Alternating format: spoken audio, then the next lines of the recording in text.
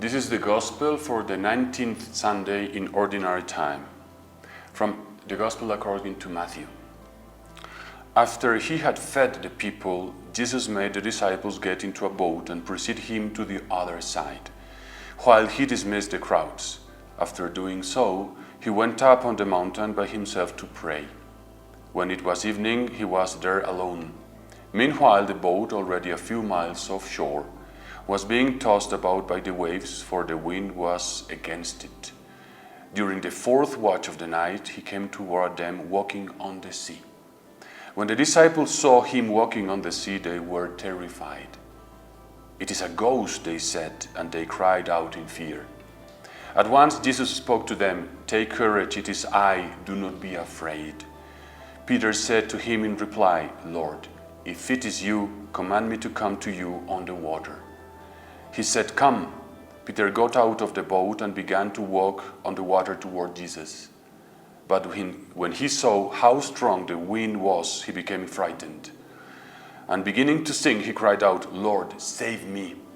Immediately Jesus stretched out his hand and caught Peter and said to him, "O you little of faith, why did you doubt?"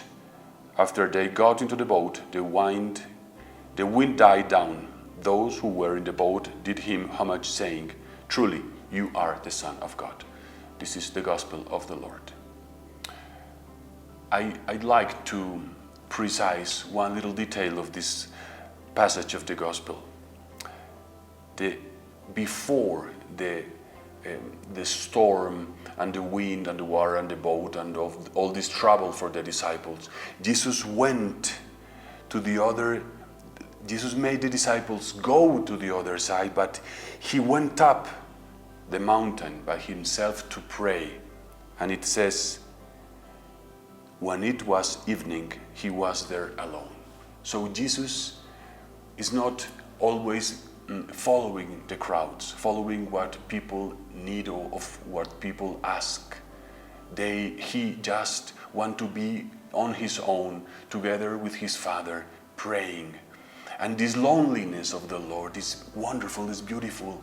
How much time he takes to be in solitude with his Father, praying, talking about many things, about his disciples, about their problems, about his project to redeem the world. How much time do we take every day to pray alone with our Father?